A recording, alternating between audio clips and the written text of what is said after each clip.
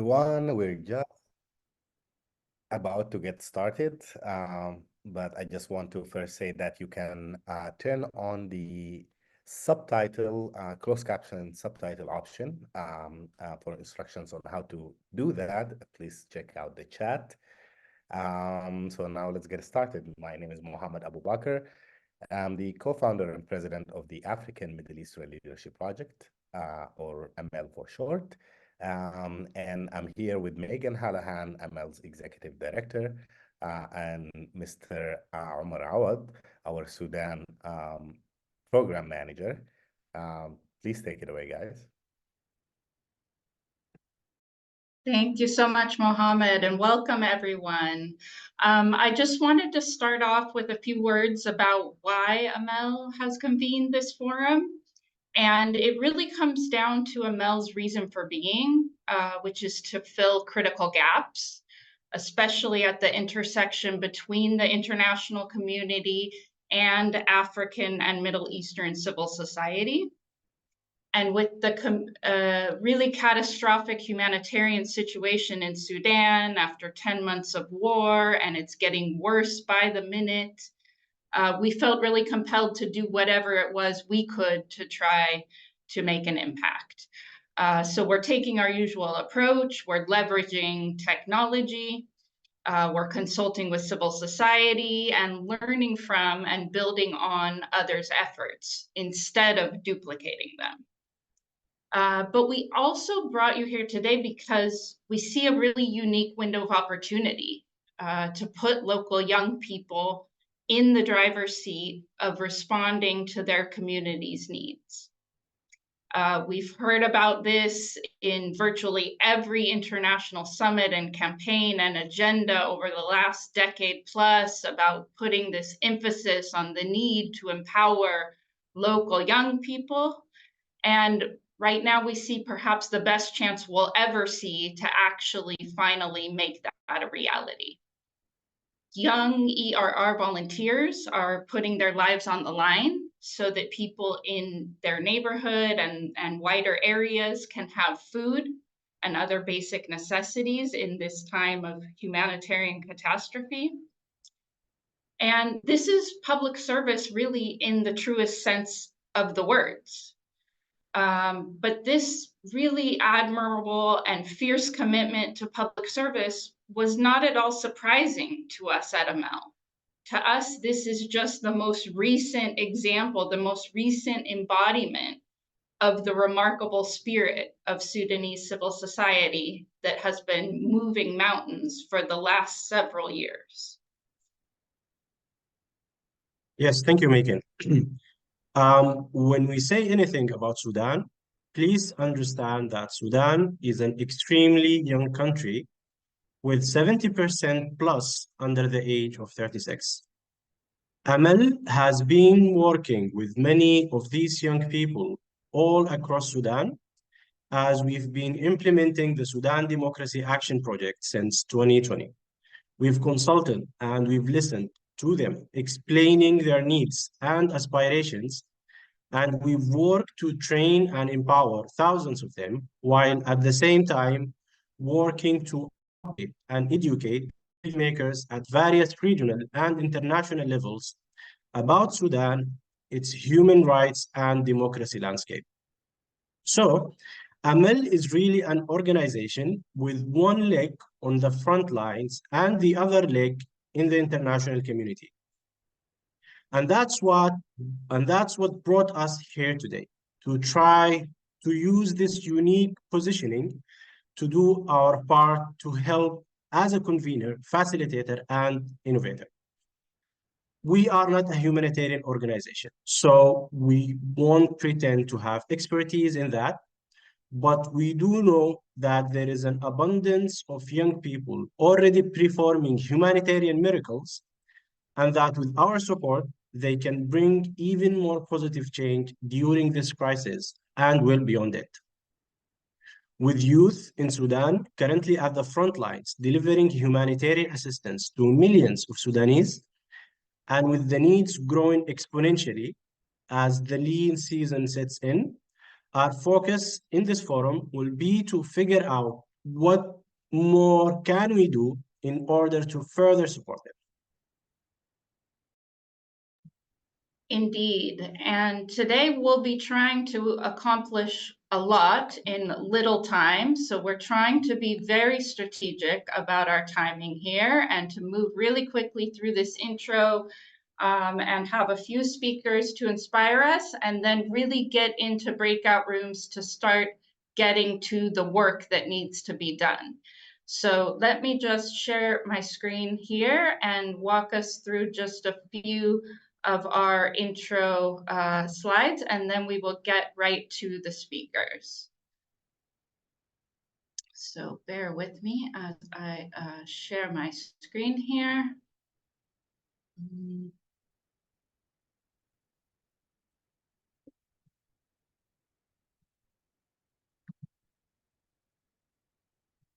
Okay, technical difficulties. Let me start us off and then we'll get the slides up. So our schedule here, as I said, we're having a very short intro. We are then moving to a few speakers who are going to inspire us with some success stories. So we will be having about 4 or 5 speakers. And then we'll be moving quickly to the breakout rooms where we have 2 distinct problems that we are going to try to get to work on and try to find solutions for here today. I want to also just quickly highlight a few differences between what we are doing here today and what we're not doing here today. And if one of my colleagues can help me out to get the slides up on the screen, that would be very helpful, because I'm not able to do it for some reason. Oh, sorry, I am able to do it. Let me just do it directly here. All right, so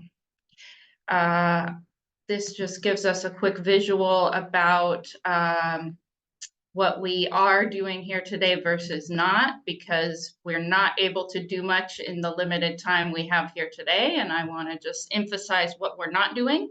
So we're not going to duplicate what's already been done. There's already been recent events here in New York and DC that have really highlighted very clearly by a delegation of, I think, 9 different ERR members who came and explained the situation, explained how they work, explained what they need, and put out a call to action for more support. So we're here to not duplicate that, but instead to move beyond, to move to that next step, to take up their call to action. We are also not here to create a new bureaucracy. We are here instead to use different tech tools like this to try to do more, even though we're all in different places in the world, but we can connect online and we can create online tools and resources that can help us get things done. We are not here to speak for the ERRs. As I said, they have already spoken at several events and have put out calls for support. So we're not speaking for them. We are going to the next step instead. But we are here to get inspired by some examples of how international support has gotten to community-led responses such as ERRs. So we will hear about that just in 1 minute. We're also not here to diminish any other groups or any other responders. We're not saying anybody's better than anybody else. We're simply highlighting this very new and unique form of community-led responses, which is the emergency response rooms. We're not looking for one-size-fits-all solutions. Every international entity has different policies, procedures, different ways of working, different things that they're up against. No solution is going to work for everybody, and same goes for those on the front lines in Sudan. No form of support works for all. So we're here to just find as many options as we can and find as many new pathways, new ways to push this forward as we can, and really rethink how to navigate international bureaucracy. Finally, we are not fixating on the challenges. We know the challenges are numerous on all sides of the equation. We know that. Again, there's great resources we've compiled that has a lot of information on different things, and we will be continually adding to that. And we will be also organizing follow-up things that can focus in on some of the challenges that we don't get to here today. But today we really need to focus on solutions. So we need to leave aside our bias, our competitiveness, our whatever it is that might prevent us from getting to solutions, and really work together to get there. So let me stop my screen share now and get us quickly into the speakers so that we can move it right along and get to that solution making. All right, so before we get to the speakers and the breakout rooms, just a few more notes. Again, we're focusing on the international side of the equation today. We're really trying to drill in and get to what are those international barriers that are preventing support from getting to ERRs and other groups like that. But again, we will be having future things that are tailored to the other side of the equation, to the community-led responders, workshop series in the coming months, and other follow-up activities. So that's in the works, but today we focus on the international side. Since we're trying to get to those breakout rooms quickly, we're not going to go through everybody's full bio. We've compiled a document. We're putting the link in the chat so you can see the very great, impressive bios of our speakers.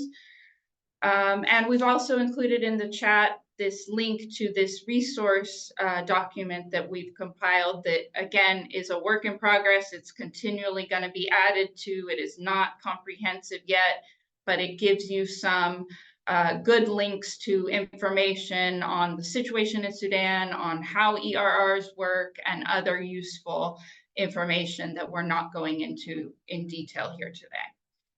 And just finally, to reiterate, we don't want to replicate. That's why we've sent you in our confirmation email a link to a great background video that we suggested you watch of an event held on January 31st at the U.S. Institute of Peace. Many of you maybe were there or watched it already. This is great background. We don't want to replicate that. We want to move to the next step. We have heard that call to action from the ERRs. We have listened to what they had to say, and we are trying to move forward from there. So here we go. Francesco, we are ready to have you share with us. So I wanted to ask you, you are the Humanitarian Affairs Officer for OCHA, which is the UN Office for the Coordination of Humanitarian Affairs, where you've been working with and supporting ERRs. Can you please tell us, how did you manage to do that? Please share in 5 minutes your practical experiences and really highlight what worked well in doing that. Thank you, Megan. Indeed, yes, I'm the focal point for OCHA in facilitating the engagement with the emergency response rooms. OCHA, since the beginning of the conflict, started to explore new modalities of response, humanitarian response on the ground, based on mainly on the fact that we realized almost from the beginning that humanitarian access in Sudan has deteriorated quite rapidly, and there was no chance for regular humanitarian partners to be present in areas where actually the vast majority of the needs were actually occurring. So the role that OCHA played has transformed along the time. Initially, what we really started to focus on was to engage with emergency response rooms, try to get better sense of their capacity, where they were actually positioning themselves across the country, which type of activities they were actually focusing the attention on.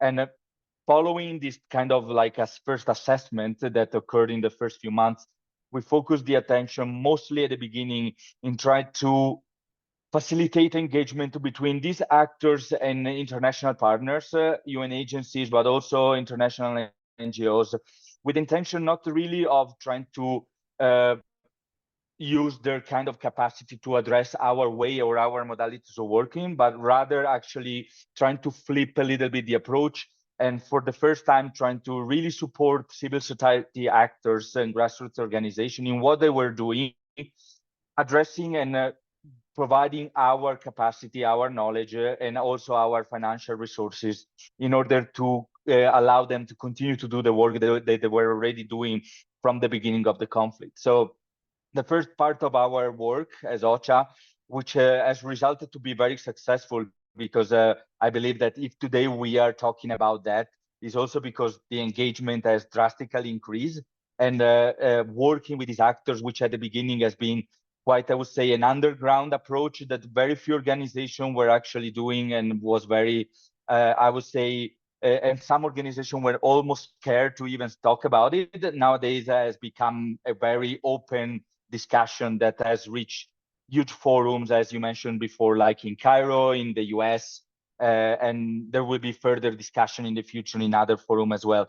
So the first part of the engagement, which I led from our side, has been really try to identify actors that were actually useful and could actually have the right approach to try to address this type of support, based on the fact that for most of the organizations that we were engaging with, there was no playbook on how to engage with these actors. So the vast majority of our work has been around understanding their modalities of operating, respecting their work, respecting their type of engagement, and trying to really adjust our model to their model in a way that actually was not harm for them, and could actually allow them to continue to work without actually exposing them to risk, or to change the nature of the type of institution, of the type of organization that they are representing. So that has been the first part that I would say has been lasting until almost the end of the year, in which also from our side, through the Sudan Humanitarian Fund, we have been also being able to allocate some funds in support of the emergency rooms.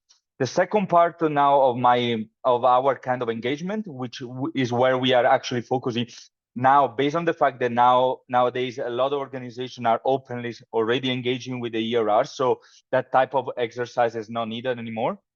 But where we're actually focusing the attention is how we can actually strengthen and build a system around them that can actually allow them to continue to work and allow them actually to be still operational in the medium long term. So where we're focusing the attention at the moment is very much around engaging with donor community to try to strengthen the advocacy around the importance of continuing to provide funds in order for these type of groups, in order to give them continuity in their work. And on the other side, when it comes to the protection of humanitarian work, really kind of framing finally the emergency rooms as part of the humanitarian community. So not keep them as a sort of a separate actors that are not part of this kind of group, but rather really start including them in the full picture of the actors that are actually providing response, and therefore link to that how we can actually better advocate, how we can actually better support this type of groups and advocating their support whenever there is any episode of violence or targeting from warring parties towards them, taking into account that they are the front line, they are the main actor at the moment providing aid on the ground in areas that, of course, is exposing them to the highest risks. So as an international community, how we can do better to actually support them and help them in this process.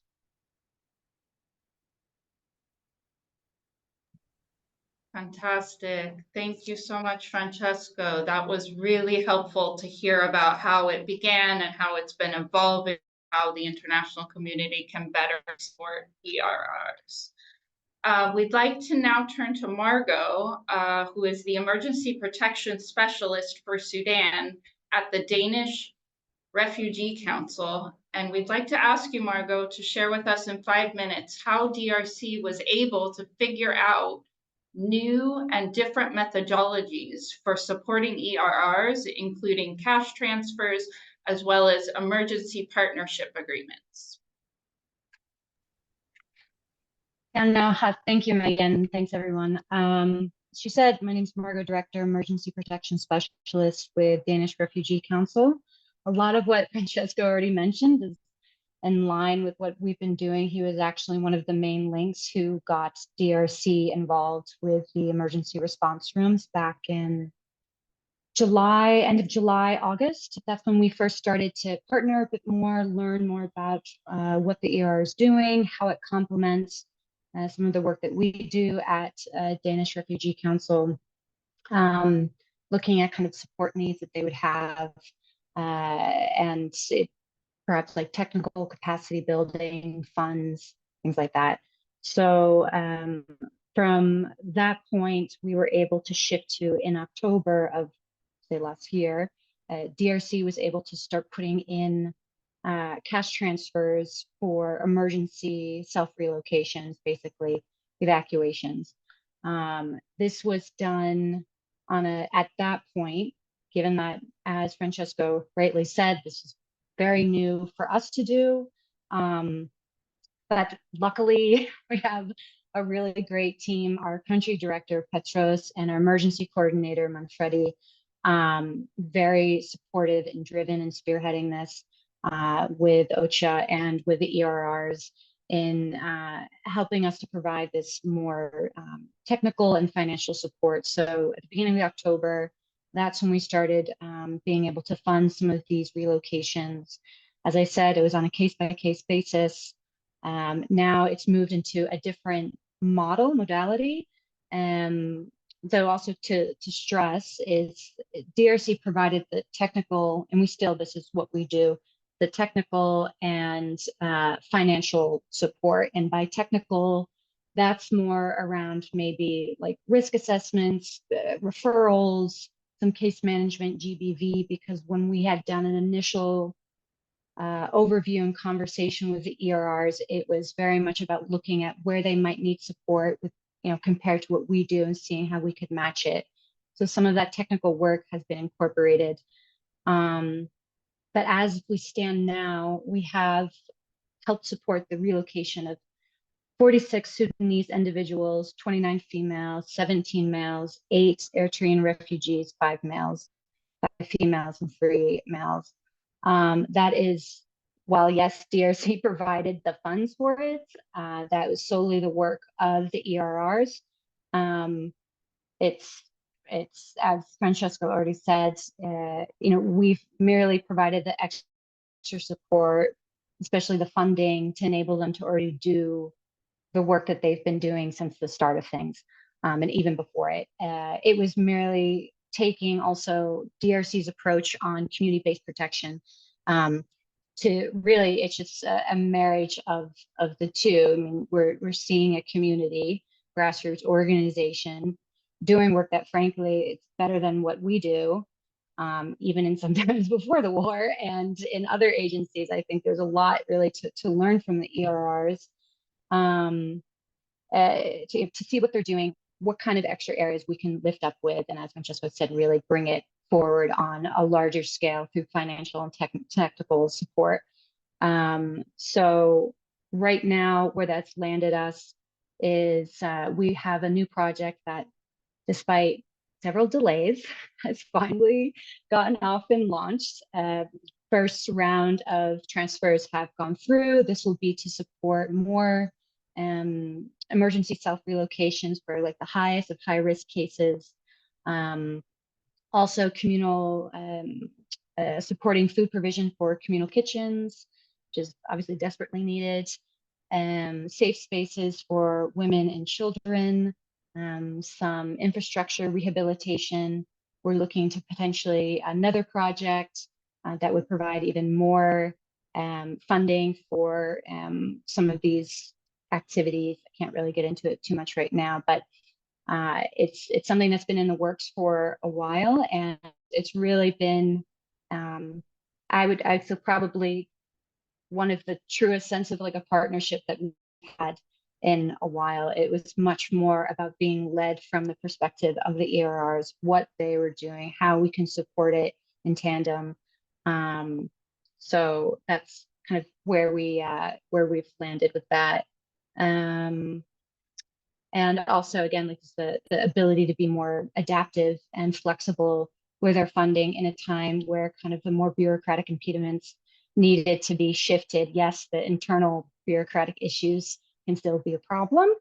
But overall, I think there's been more of an acceptance on the whole by the international community and then within DRC ourselves to move towards more realistic and transparent adaptations and modalities and how we respond to crises, especially with like the cash transfers and supporting people who are actually doing it in Khartoum and in other ERRs across Sudan. So I think that's it for me.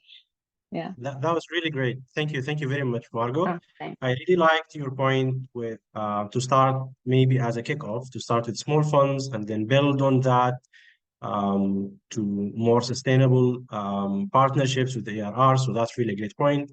I also liked your methodology of trying to adapt to what ERRs are actually good at, to know what is the organization priority, what DRC wanted to do, but at the same time, what the ARR is doing, and then trying to figure out middle ways. So this was also a really good point. Thank you very much, Margo. And I would want next to talk with Sanusi. Sanusi is a member of the external communication team with the Sudan ARRs. So Sanusi, please, can you tell us or explain to us in 5 minutes what are the best ways to support ARRs? And also, I would want you to tell me if, for example, an organization would want to contact or communicate with an ERR in a specific area, how they can reach out to them. Over to you, Sanusi. المجد والخلود لشهداء سوى ديسمبر المجيدة والعودة المفقودين وإن شاء الله السلام يعم بلدنا السودان. Thank you so much for having me. For the sake of inclusivity, I would like to reintroduce myself. My name is Alsanosi Adam. I represent the ER External Communication Office in the region, specifically Nairobi. I'm Black. I have mustache and a beard. I'm wearing a white shirt. Yes, so the first question, the ER has a structure. So the external communication, which is my office, that is initiate the inception with any organization that wants to work with us. We actually seek out organizations. Some organizations come to us. And then when we talk about what it is we're trying to do together, then we transfer the responsibility to our programs and that and the finance, and then they take it over and they continue. It's not really hard to contact us. We are scattered. The External Communication Office, we're scattered around the world, like Africa, Europe, and the States. And we have people in Sudan as well on the ground. So this is for your first question. Sorry, you have to ask me the second question again. Sure, definitely. So what are the best ways, like what modality is the best way, in your opinion, to support ARRs? Flexibility is the number one issue when it comes to supporting the ER. We are a non-registered entity.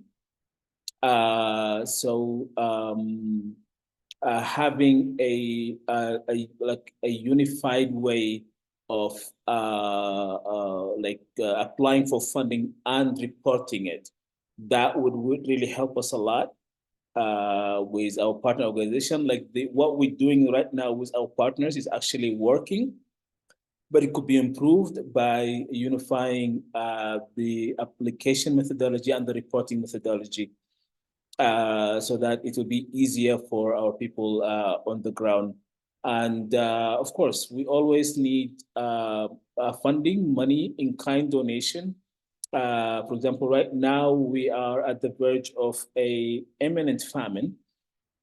In-kind donation of food items would be one of the ways that we can help our people in Sudan.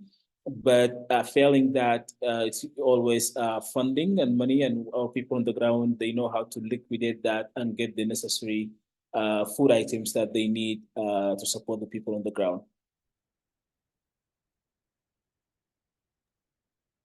This is really perfect. This is really perfect. Thank you. And there is the website, arr.khartoum.org. Is that your official platform where people can reach out to you? Yes, that's our official platform. You can reach out to us using that, the website. We also have Facebook pages. Like each and every ER in Sudan has a Facebook page. We're not only working in Khartoum, we're working in Al Jazeera state, we're working in Sinnar, we're working in Darfur, and we're initiating in Al Ubaid as well, along with Khartoum, the tri-state capital. That's really great. Thank you. Thank you very much, Sanusi. So yeah, flexibility, if possible, unification of applications and reporting. And yeah, you can reach out to ERRs in various channels, website. We can also add this to the resource link if you want to do that, but also Facebook pages. And yeah, then they will of course facilitate the communication to the other ERRs in specific areas. So thank you very much, Sanusi. I would want to move to Abrar. Abrar, I know that SuDRO community medical response team. Hello. So SuDRO community medical response team that you are leading has been doing great work helping many Sudanese since the outbreak of COVID. And that you are also kind of in the middle between the international community and the front lines. So can you please, in less than 5 minutes also, explain to us how exactly were you able to help mobilize support from the international community to the front lines? Well, thank you so much, Omar. And before I start, I would like to extend my sincere gratitude to you for extending the invitation to this forum. And I am Abrar Alalim. I'm a doctor by profession, and I do serve as the president of SuDRO, Sudan. Thank you all for the opportunity.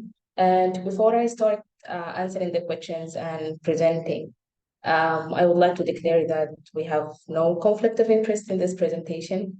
And Omar, can I share my screen, please? Yeah, sure, definitely. Okay, thank you. Maybe Hiba, can you allow Abrar to share his screen?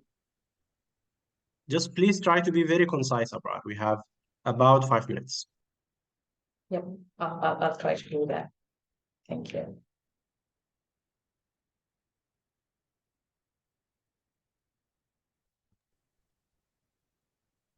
Abrar, you can share your screen now.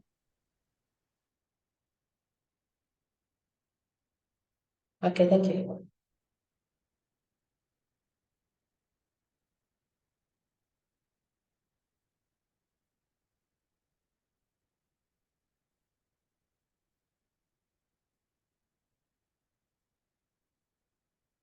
Hiba, can you click again?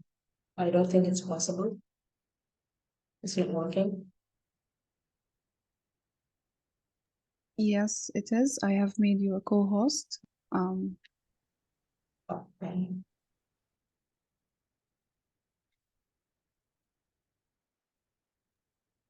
Abrar, Yes, do you thank you. think? Okay, thank you.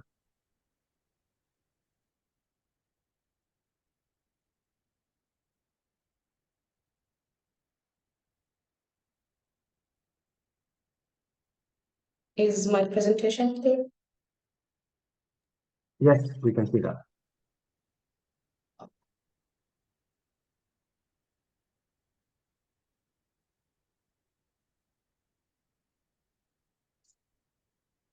I don't think we can see your presentation anymore. Maybe, as Nada mentioned, there is some connectivity issues.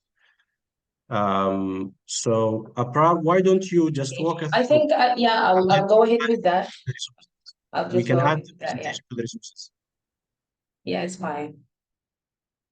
Okay, so hi everyone, hi again. I would like to introduce SuDRO at the beginning, and SuDRO is the Sustainable Development Response Organization.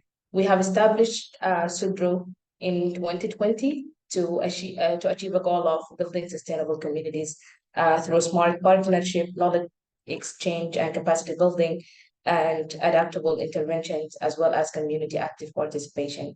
So throughout the past period, we have been working in close partnership with different organized groups and non-organized community groups. And we have a sister organization in the US through which we have a mentorship and consultation with a Sudanese diaspora that usually take place. Our first step was our story started in 2020 with the formation of the CMRT team, which is the Community Medical Response Team, which is a novel approach to COVID-19 pandemic response in Sudan. And it has been modified to deliver comprehensive services based on the need and the priorities of Sudan. So we're currently operating in more than 13 states in Sudan, and most of our operations are led by it's not ERR teams by groups that resemble ERR in their places, in their neighborhoods, or in these states. And that's what would answer the question why we're here today. So we're not an ERR, as I have mentioned, and we're not a community committee, for example, yet we are not competitors to such bodies, but rather we are moderators and supporters through which like we try to provide help to such groups through provision of work, infrastructures, capacity building, and sometimes through creation of identity.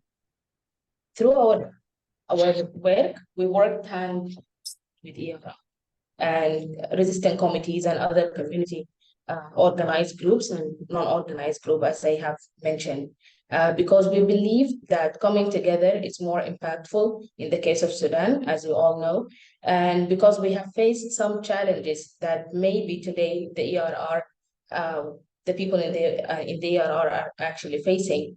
And so we decided to create our own resolutions, and we're trying to open doors for others as well. So when we started, we have faced many challenges, but we believe that challenges usually equal opportunities. And when we used to be like the CMRT only without registration, without having the identity of the Sustainable Development Organization and what I have mentioned, we faced the difficulties with funding, with authorization from the different authorities, with collaboration with different organizations or even groups. And then we found that the resolution is the registration. And then when we registered the organization and we formed the organization, we also found some challenges with funding, as usual, collaboration with non-registered group, like for example, the ERR or the registered or the resistance committees. And then we usually receive them some questions about sustainability, the sustainability of our work, and most of our members are actually volunteers, and they come from their own communities, and they come from different organized groups, and they do take the lead of their own initiatives within the CMRT. This was one of our resolutions that has worked, and we found it like the best approach to have some sort of sustainability within the organizations. It's a voluntary based organizations, and there are many questions about volunteerism and the sustainability of the actions that can come through it. So we created a system where the leaders of the activities are either people from the ERR or from that community where the initiative would take place or the action will take place. And the board is always supporting them with funding and like refinement of work and mentorship. And then afterward, we found that we need to get into a sustainable phase where we also found some challenges around our work. Like, for example, we have visualized the fragmentation with the different responses, especially after the war.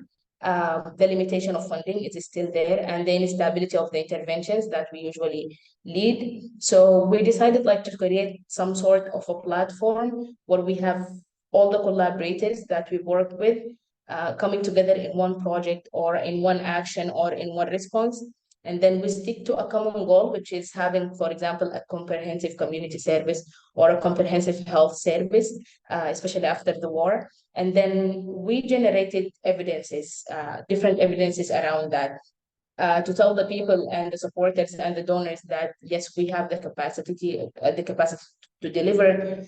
We developed a very strong monitoring and evaluation system through which we have generalized that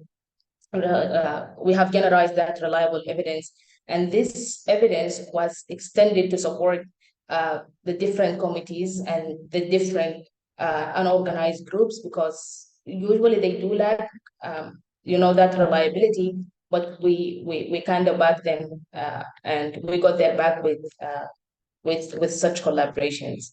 And then the outcomes for us, they were magnificent. I wish if I can like show you my slides, but through what we have made with the different groups, the organized groups and the non-organized, the organizations, different donors, we reach like multiple collaborations with international organizations and bodies, with non-profit and profit organizations, with different institutions, including educational ones. We reach a membership of more than 300 members, more than 80 experts. We have more than 14 partners, as I have mentioned, from different backgrounds.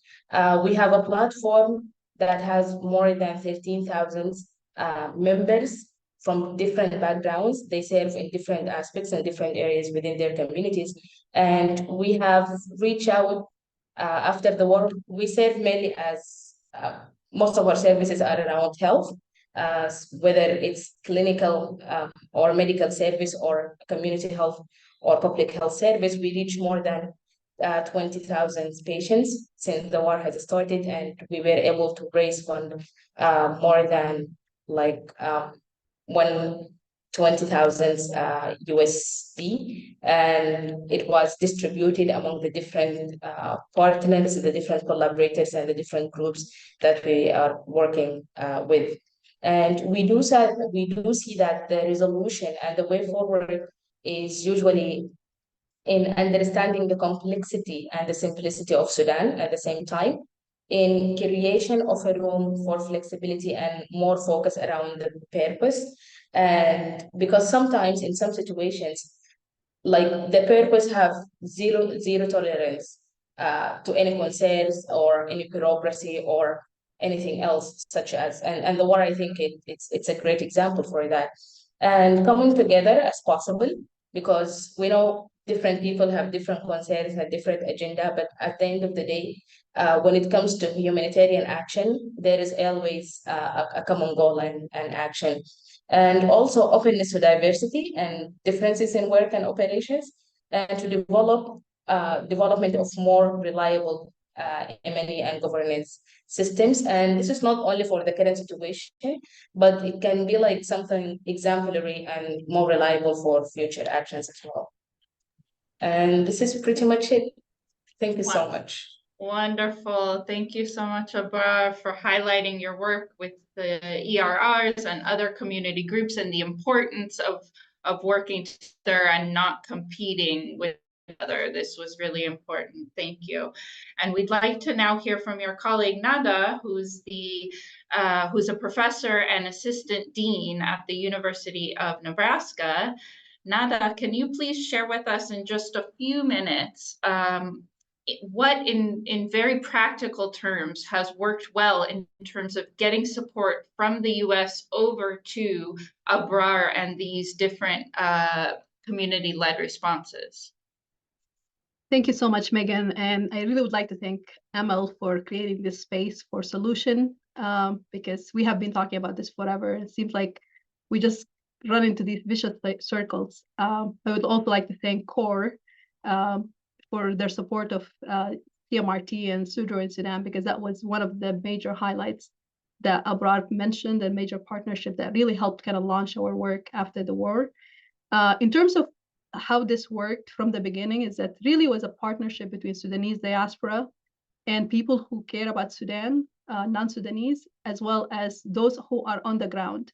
but letting the people on the ground dictate it, what needs to happen and how it needs to happen and why it needs to happen. I think we were more of a mentor and supporter, providing support, capacity building, education, fundraising, whatever the needs are, but letting them run the show.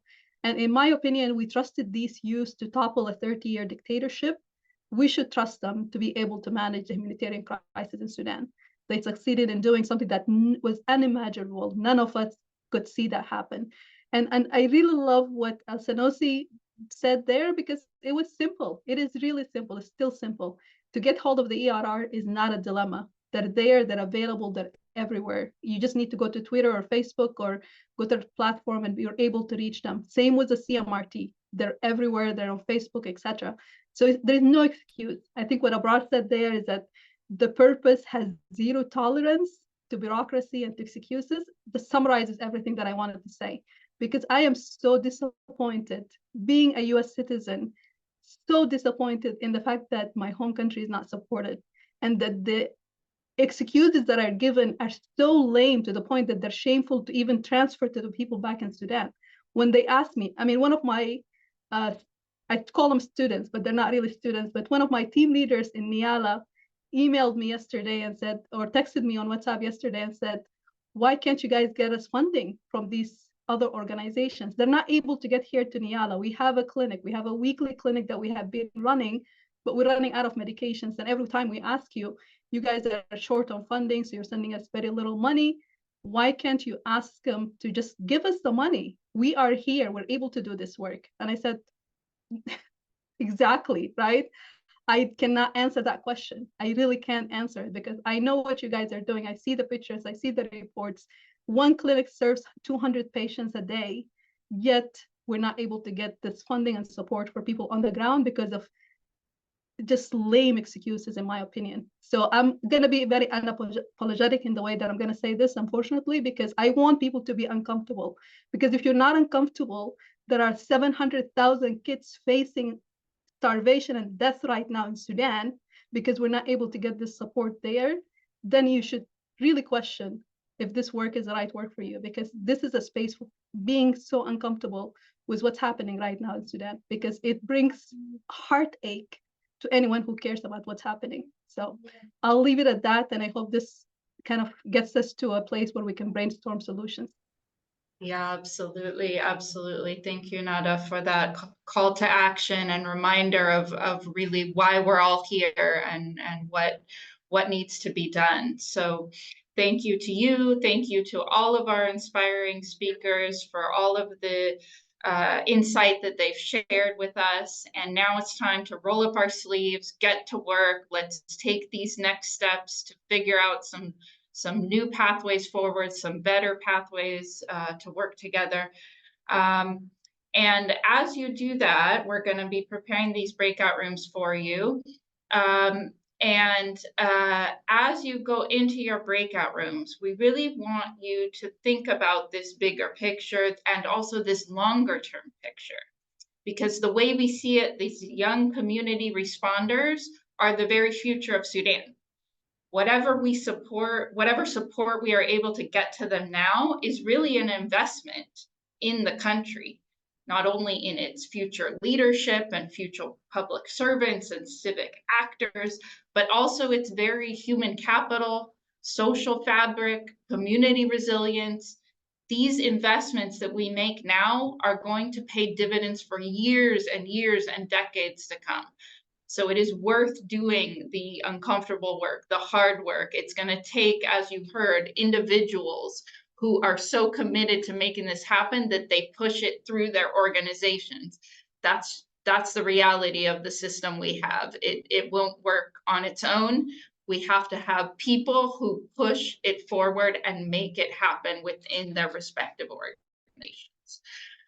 So as we get those breakout rooms set up for you, let me just introduce them and show you a slide here about them. We have two very distinct problems that we want to get your help to try to figure out here in these breakout rooms. And that's why we have two separate breakout rooms, because of these two distinct issues that we are going to tackle. So let me just pull up that slide, share my screen with you. All right, so we have here the two distinct issues that we're working on, and therefore the two distinct rooms that we are assigning you all based on your registration forms. So in one room, we're going to be tackling this main issue that we've been talking about today, about how those folks who are working in the international aid and NGO agencies, organizations, how they can really dig into the bureaucracies, the policies, the procedures, all the different barriers that are preventing international groups from supporting these sort of community-based, non-registered efforts like the ERRs. So that's the international bureaucracy room. So that's folks working in these different international community organizations. And then in the other room, we also have an important issue that we want to dig deeper into, which is what other types of support, and Alsanosi mentioned a few examples, and there's others that I've heard mentioned in all different events and consultations. But there are other forms of support, like in-kind donations of food, as Alsanosi mentioned, training, and maybe volunteers to help on media, on advocacy, on proposal writing, all sorts of other forms of support. We know that the funding from the international community is the most important, and that is top priority. But as that is underway, and in addition to that, what else is needed? What else would be most helpful? And this will help us to be able to help design future workshops, future convenings, future tools, and other things to make this whole thing easier for everybody. The easier we can all make it for each other, the more support is going to get where it's needed. So these are our two breakout rooms, and we will be sending you to those. So you should be seeing something pop up on your screen very quickly to invite you to that room. Please make sure to click on that and go to that room, where we really want to get into new solutions, think creatively, think together, share experiences about what has worked well, and make lists and really get to work to solve these two different issues. Are we ready with the breakout rooms now? Yes. Yes. Okay, fantastic. So, all right, please go ahead and click accept to go to your room. We'll have different facilitators in there, and the speakers as well, and we will be getting to work together.